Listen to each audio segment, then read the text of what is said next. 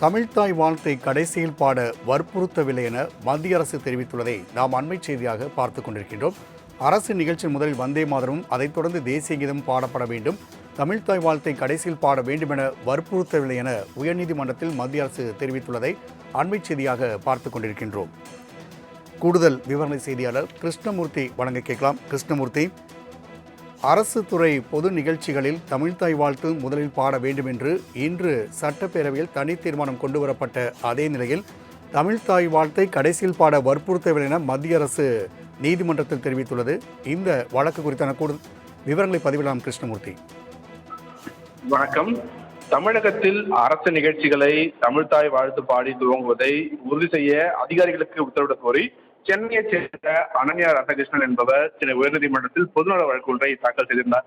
அவர் தாக்கல் செய்திருந்த அந்த மனுவில் தமிழ்நாட்டில் அரசு நிகழ்ச்சிகள் தமிழ்த்தாய் வாழ்த்து பாடி துவங்கப்படுவதும் தேசிய கீதம் இசைத்து நிறைவு செய்வதும் பல ஆண்டுகளாக மரபாக பின்பற்றி வருகிறது என்று கூறுகிறார். இந்த நடைமுறையை நீர்த்து போக செய்யும் வகையில் அரசு நிகழ்ச்சிகளில் வந்தே மாதரமும் தேசிய கீதமும் பாடப்பட்ட பிறகே தமிழ்த்தாய் வாழ்த்து பாடப்படுவதாக குற்றம் சாட்டியிருக்கிறார். அரசு நிகழ்ச்சியை வந்தே மாதரம் பாடியே துவங்க வேண்டும் என மத்திய உள்துறை அமைச்சகம் கடந்த ஜனவரி 28 பிறப்பித்த சுற்றறிக்கையில் மாநில பாடலை பாடி அரசு நிகழ்ச்சியை துவங்க எந்த ஒரு தடையும் விதிக்கவில்லை. தமிழ்த்தாய் வாழ்த்து பாடுவது வெறும் சடங்கு அல்ல, அது தமிழர்களின் உணர்வு, கலாச்சாரம் மற்றும் அடையாளமாக உள்ளது என்று அந்த மனுவில் தெரிவித்திருக்கிறார்.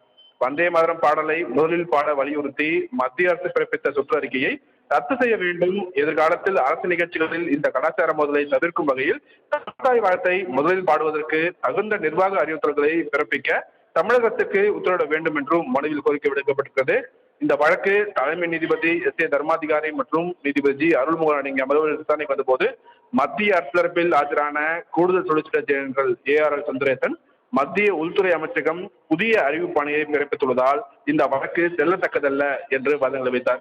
மேலும் மத்திய அரசு அறிவிப்பாணையில் அரசு நிகழ்ச்சிகளில் முதலில் வந்தே மாதரமும் அதைத் தொடர்ந்து தேசிய கீதமும் பாடப்பட வேண்டும் என தெரிவிக்கப்பட்டுள்ளதாகவும் மாநில பாடலான தமிழ்த்தாய் வாழ்த்தை கடைசியில் பாட வேண்டும் என அறிவிப்பாணையில் வற்புறுத்தவில்லை என்று அவர் குறிப்பிட்டிருக்கிறார்.